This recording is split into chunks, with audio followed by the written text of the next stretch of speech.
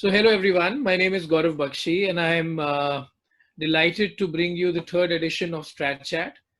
Uh, Strat-Chat is our endeavor to bring you up close and personal with HR leaders and bring out their perspectives, insights of what's latest, what's best, what's happening in the HR space. And I'm delighted to have with us here today none other than Devika Tandon. Devika has been, I think, a phenomenal, well-rounded HR leader. She's had roles in consulting, in corporate HR, in learning and development, in sales HR, and now she's leading the HR for R&D and commercial at AkzoNobel. Uh, so delighted to have you here with us, Devika. Welcome Thank you. to this edition, and agreeing to speak with us in times of lockdown. I'm sure this conversation will have a far uh, deeper impact and memory when you look back at the times in the context of which we've been speaking now, and or we are about to speak now. So glad to have you here. Thank you. Actually, I was just giving it a thought and I was telling my kids that I guess this discussion is going to be very close to my heart because one is with a close friend, of course.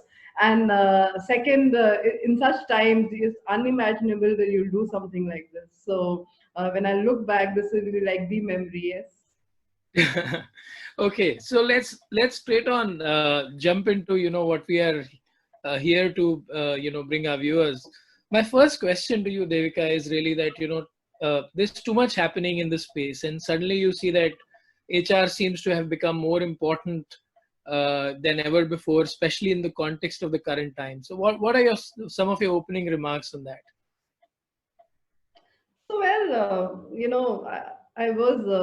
I've been reflecting on this and I've been reading that HR is more important and what are the priorities for HR now. And believe me, for the last 14 years that I've been in this space, every year I would have heard this statement either in webinars or in conferences that HR will become more strategic now, HR will become more important now. So I'm not very sure of that, but definitely jokes apart. Business is going through a tough time right now, and these are challenging times for the business.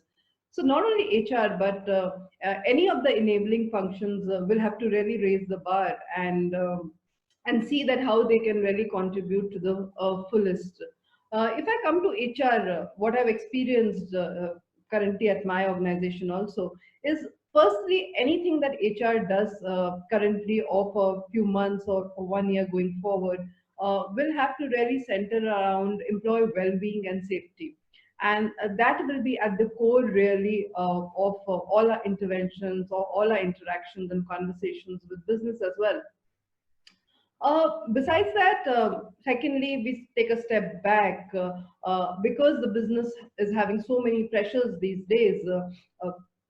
HR and business together will have to really relook some of the models, the business models, the workforce models, uh, and bring about a change in terms of maybe the way we operate. And it can be in different parts. The way we operate from a day-to-day perspective, be it with respect to the communication tools, or looking at all our systems and processes and really seeing and reviewing them to see do they really stand the test of the time with respect to are they future proof, because Hmm. during this time there's been a realization that many things maybe HR was doing or business was doing do not really stand the test of time. True. So making them more future-proof, making them more optimized, more efficient. I guess that's the second thing.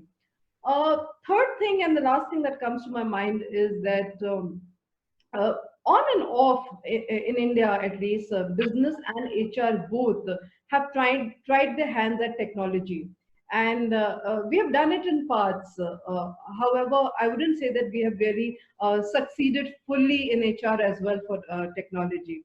But now, as we see, there's a turn completely. I don't see there is any scope for laggards out there because we are not left with any choice literally. So organizations and HR teams that do not wrap up technology now, I guess, yeah, they will maybe lag behind, and for HR that should be the top priority. I don't know if that answers you, but No, yeah, that's actually a lot of meat. And as you're speaking, I'm sort of in my mind reflecting about how the needle is shifting, and maybe um, when HR possibly started, you talked about wellness and safety. I think that's where HR started. Now, yeah. it seems the needle is swinging back in time to a to a uh, to a priority which possibly somewhere in the middle, amidst other things that HR was doing, possibly didn't gain as much precedence. But I think it's a very pertinent point that HR really trying to first right now in times like these, spend its energies in terms of wellness and safety. And I also much appreciate the fact that you mentioned about the functions that, or the organizations not investing right now in technology to be maybe get lost in the oblivion. So I think it's optimum, and I completely resonate with some of these thoughts. um, we'll come back to what happens on some of the other priorities and some of the other arrows which are already shot and in motion, and what will happen to those things that HR had crafted over the last 5-10 years. We will come back to that. But meanwhile, I mean, staying to what you just said, I mean, what's been your own journey at AkzoNobel? How have you sort of risen to this occasion of such challenging times, and maybe some insights from what you've been doing, and you think things which have really saved the organization in times like these. So, your thoughts on that? Um, if I have to really look at that, I would really turn the table and say that okay, even I am an employee right now for the company, right? And if I am in the employee's shoes, what would I really want? And I guess that makes it very simple. And as HR, we really wore that hat. So I divided into four buckets. Hmm. The first one being, as an employee, what I really want is my safety, my well-being, and my family's well-being at this point of crisis. And for that, we did a couple of steps. Just earlier, before the lockdown was really announced, we were proactive. In certain pockets, we were already working from home, and wherever be it the functions or the global shared services, we had like declared a work from home. Besides that, we started with a lot of communication to our employees on health, hygiene, sanitization, and safety. So we were pretty much early in the communication, be it in India, be it from the globe as AkzoNobel globally. uh, Secondly, during this time, recently we had just launched AI-based, and as you said, some of the things that we had already shot and how we are leveraging those. So Yeah. we have launched AI-based medical app. Now, what that app is really, it's like a personal virtual assistant where you don't need to visit a doctor. The doctor is online. There's online consultation. Your appointments are taken online with doctors, with counselors, with nutritionists. So it's like an app available to you. During this time, this was the need of the hour, and thankfully we just launched it few months back, and the employees leveraged it, and we got some very amazing feedback. We drove webinars on health and safety through that app. We called experts to kind of educate our employees. So that was the first bucket, really. If I have to think of it, okay, I'm safe, I'm at home, and my family is safe. What is the second thing that really comes to my mind? Uh, the second thing is really how am I well connected to the organization, right? And from that perspective, we were really quick in terms of having platforms where we are engaging the audience. So as a HR team, we within a day or 2 days of the lockdown, we put together a virtual engagement plan. And it had challenges on, and which we named it and branded like 7 days 7 challenges. uh, the first 7 days began with health and fitness. The second set of 7 days began with learning and looping back learning to the organization. The third set of 7 days were around family time and reflection, so on and so forth. So already we had put together a plan which was very engaging, and we ran this through WhatsApp groups, and it was a competition between teams. So nearly 1,800 or 2,000 employees were connected on the WhatsApp platform. So that was really phenomenal for us. Besides that, we had a lot of sessions known as virtual coffee sessions, which we named as Coffee O'Clock with the leaders. And in small pockets, we connected the leadership team with people all across. And those were just informal coffee sessions, really nothing to do with the business, but really, really getting to know the employee and what's happening in the personal space and what support do they need. So that was the second part. The third thing that comes to my mind is, okay, how do I really stay updated about what's happening with AkzoNobel, or what's happening outside, because I need to know on a daily basis, every second, what is the really status. And for that, we did, I guess our leadership was really the role models in this. We are doing weekly town halls with the entire organization. It's like every Friday nearly, and and it's not for half an hour or 1 hour, literally a longer time where all queries are answered. In smaller pockets, each of the leaders of the BUs and the function heads are connecting with their teams. We are doing a lot of expert and webinars from the audience and the speakers outside virtually, so that people really know what's happening outside as well. So yeah, that was like the third thing. And when I'm settled with all of this, I guess the question hits me, okay, we talk about growth, we talk about our learning paths, and those are the most frequent conversation that happen in HR and otherwise as well. So what is it, during this time when everything has really been hit? So we put together a plan again over there, and it was really making sure that we are looking into the future.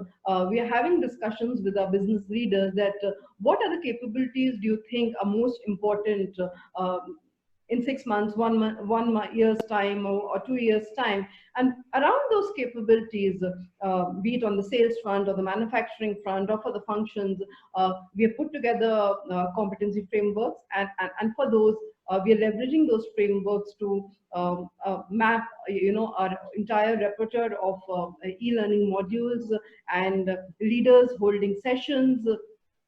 We are having bite-sized module sessions for like 1.5 hours, which is not very time consuming, but people are able to digest that learning really. So yeah, these are some, and I guess many of the actions that we took, and we've been busier than ever.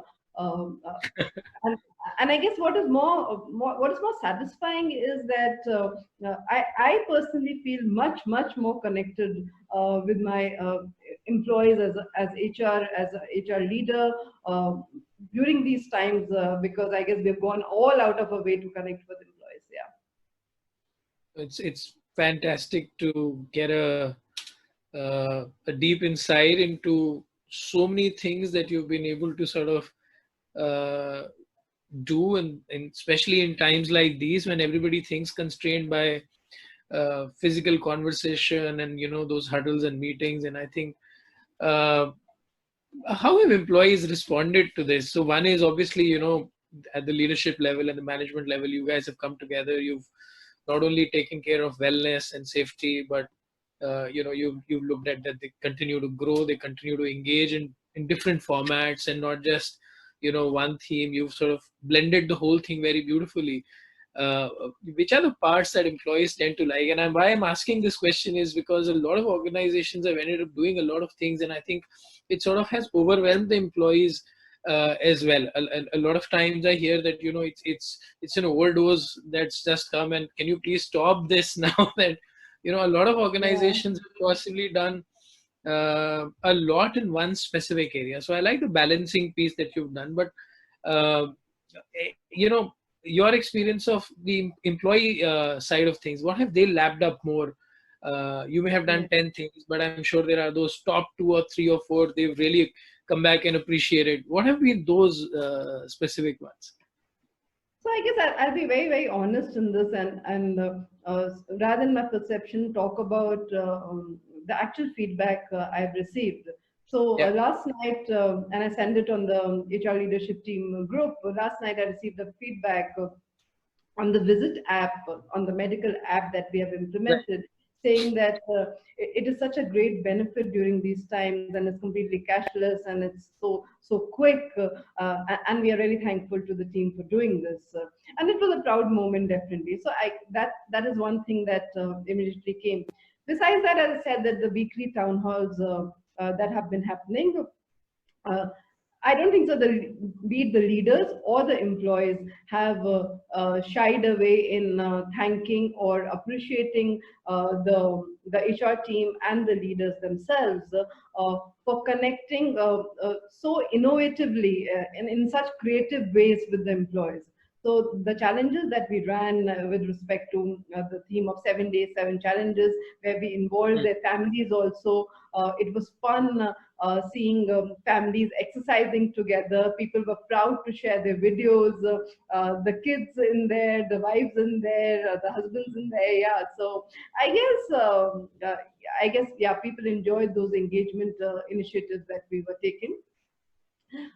Besides that, the weekly town halls held by the leadership team were really, really appreciated because the leadership was generally spending a lot of time updating employees about what it is, and we did not limit it to just the country leadership team. We made sure we invited leaders across the organization to come and talk so that people relate to their leader and their face, that they see every day, and that was really appreciated.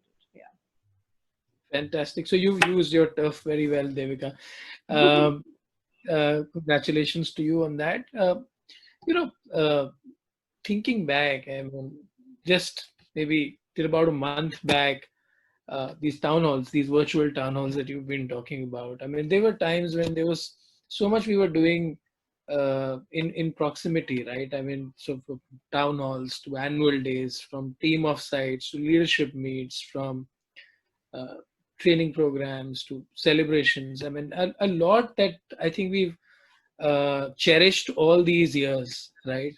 Um, how much, what do you think of this whole play? I mean, while the virtual is replacing for now, but how much time and how much are we going to miss all that? And what's your take? I mean, there's a lot of value in that, and what's your while digital will is here and will stay, but going forward, if you were to take a future peek, I mean, and especially as an L&D practitioner, how will you balance your basket between physical, even when times come back, and virtual?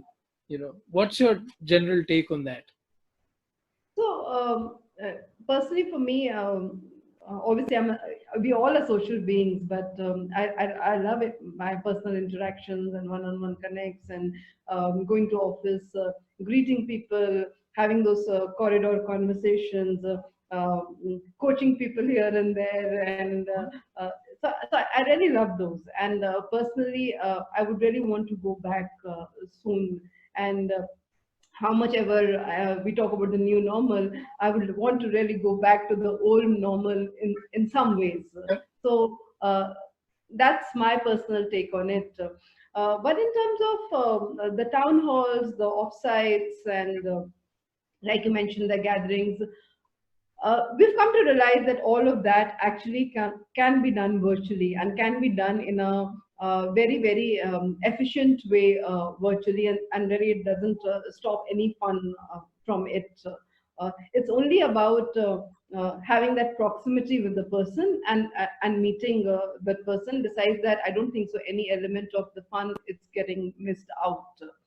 Um, if we look at from a HR perspective, definitely, HR obviously is the closest touch point of these things at times, but that does not really define us.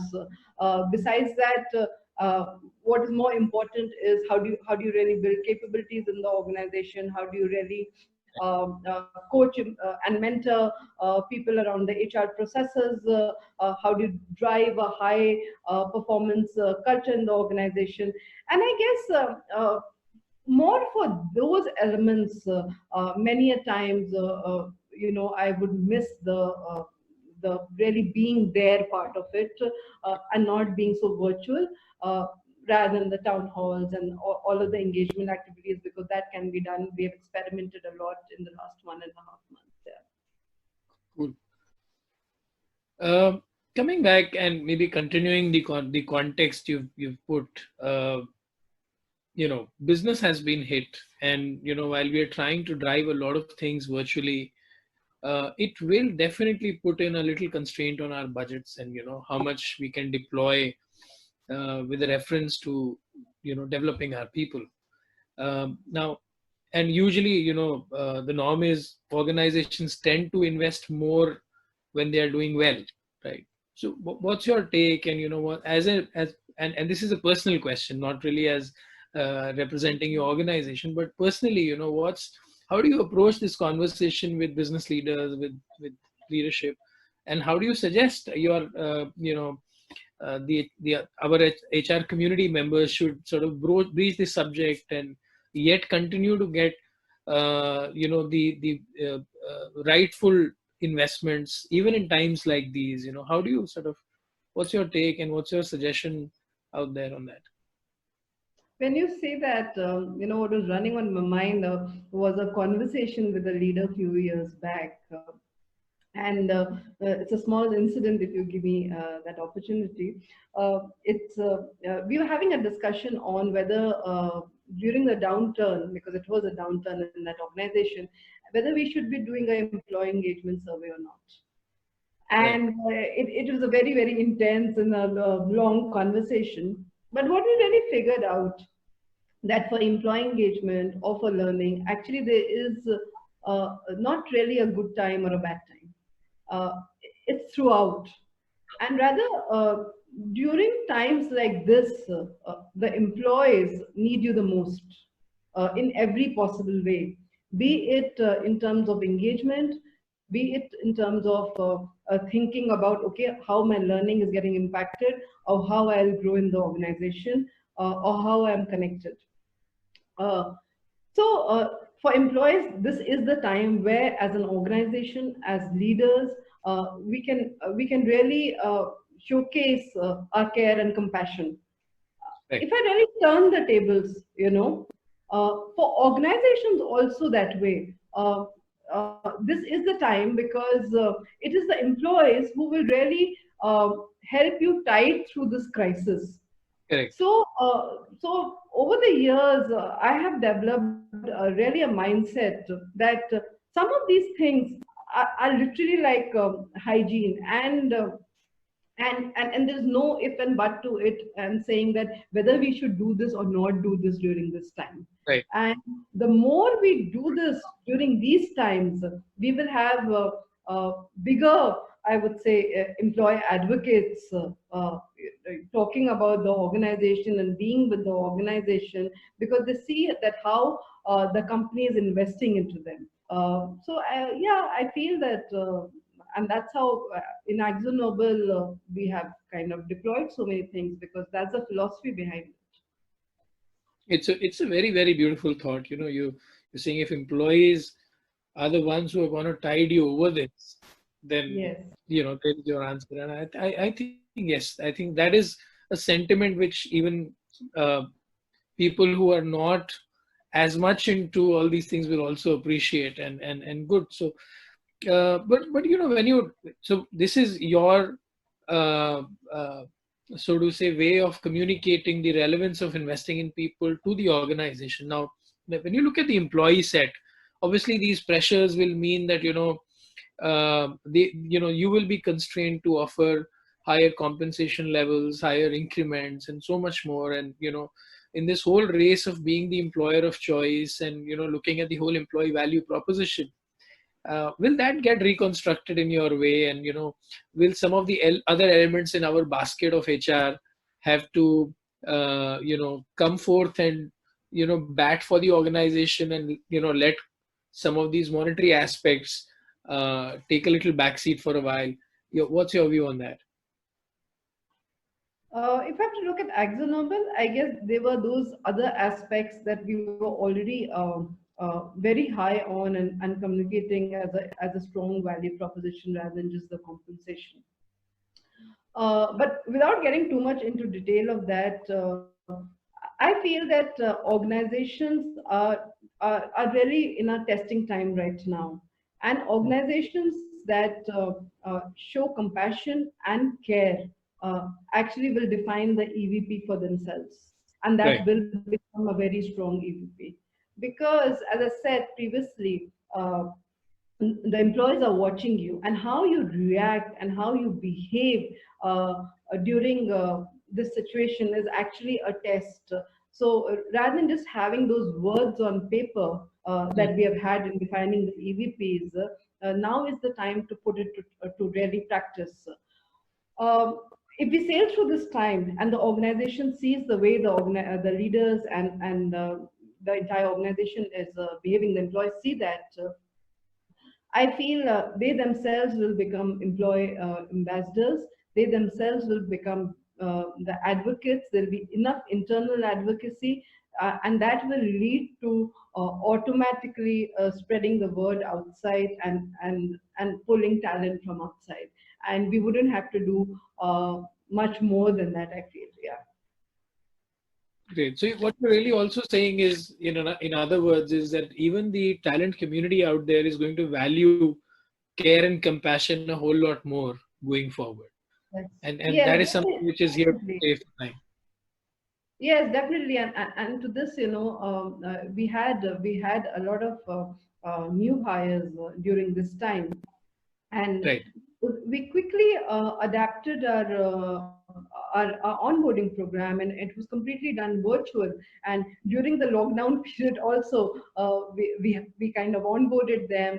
We made sure that the way we were putting together the induction plans, same kind of awareness for the business or meetings with the key stakeholders were happening virtually. So yes, I guess that will go a long way in cementing the bond, and I would say maybe raising a brand. Yeah. Fantastic. Let me move the needle to, the little more learning context. You are a learning specialist and you've seen decades of learning in motion, right from, a simple classroom to the whole blended and, from e-learning to mobile learning to LMS, MOOCs, and what and all that's happening. Uh, what one also realizes is that the from HR being creators of content, I'll give you an example of what happened or what continues to happen in organizations is that by the time HR establishes a need and tries to maybe fulfill content around fulfilling that need, if it's a generic competency that you're working for, by the time you do that, sometimes the business need changes, right? And the whole creation of content is a very heavy duty exercise which tends to take away the merit of learning in today's environment, especially in the context of today when everybody needs, right here, right now solutions. So from being creators of content, is the journey now finally shifted to being curating content, or would you still value creation, curation? What's your as an L&D practitioner also, what's your take on that? And is the learning function now completely moving in that direction of curation of learning, or the value of creation will yet remain strong? And what's your take on that? So, I guess it's been few years that I would say that we have moved away, really focusing on the content part of it, because everything is really available these days, and it's available at a click of a button, be it in the internal organization or ecosystem, or externally, obviously Google and other platforms. Uh, for L&D professionals and experts, and I learned it way in my career, uh, I guess it's about creating the platforms of learning. these Right. days, and it's no longer really about content. And how you need to create the platforms of learning can be several ways. It can be social learning, where you are bringing peers together to learn from each other. It can be leaders who are good with those competencies, really cascading that learning. It can be experts from the outside world, or for AkzoNobel, from a region in the globe, really bringing in that learning. Uh, Surprisingly, actually at AkzoNobel, we really believe on leveraging our internal ecosystem for learning.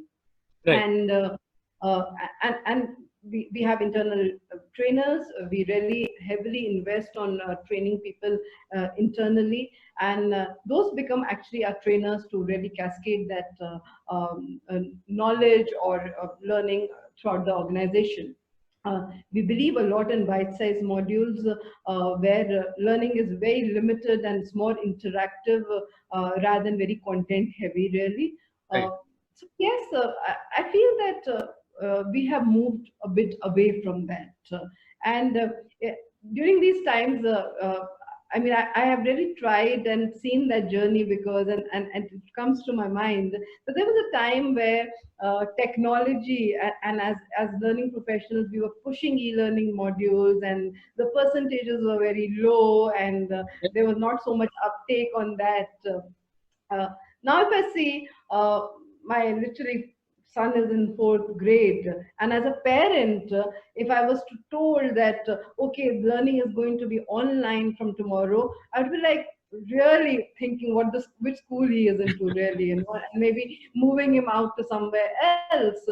Uh, but all of a sudden, the shift that has happened, and now he's having these online classes. So it makes me reflect even on the learning front in the organization, really, that actually we just need people who can provide those platforms like teachers are doing, or like learning professionals are doing, and bring it all together for the individual, because the content very much is there, be it for employees or be it for children, and they are better, I would feel, in finding that content online these days. So yes, let's create more platforms like that and opportunities like that, where we learn from each other, rather than heavily depending on content creation. Yeah. Fantastic. Cool. Maybe one last question, Devika, and maybe this one's a very pertinent questions to currently a lot of employees out there, uh, who are in situations of stress. They're facing redundancy. They're facing salary cuts, job cuts. A lot is happening. Um, as an HR leader, what's your message for them, and how do you think they can sort of sail through these times? Sure. So I would like to give this message, maybe reflecting of myself as firstly as an individual, as an employee, as a parent, and as a HR leader. And if I look at all of those elements, really, uh, the first thought that comes to my mind is that no one was prepared for this. Literally no one. And if anyone is saying that, is lying through their nose. Uh, Yeah.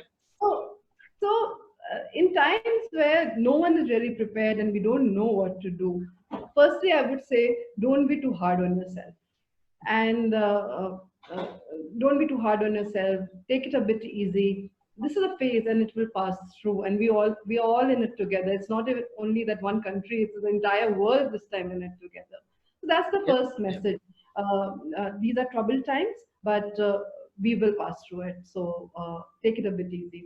The second thought that comes to my mind, again wearing my learning hat of the past, is that we wouldn't really have got this time ever in life to, as they say, sharpen the axe.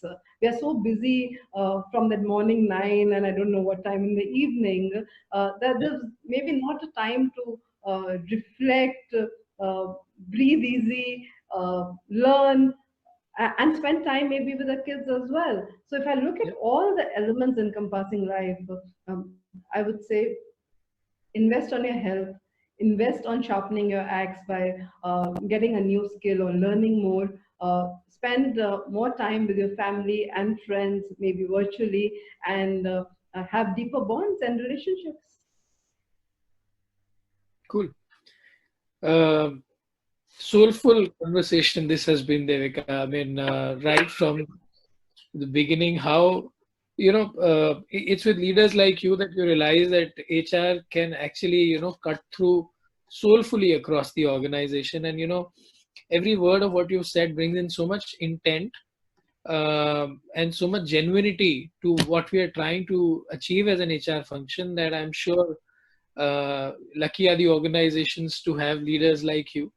So thank you so much, Devika, for joining us for this conversation, and I hope our viewers will take back a lot of not just strategies to tidying up with the times, but a lot of hope and inspiration. So my heartiest wishes to you. Keep shining, keep rising. Thank you. Thank you, Gaurav. It's been really, really humbling and such nice words. It is, as I started in the beginning, I guess interacting with you because you're a close friend, and during these times, and a lovely conversation, I guess, has made a lovely day. Yeah, thank you so much for inviting me. Yes, enjoy your day. Thank you. Thank you. Thank you. Bye bye.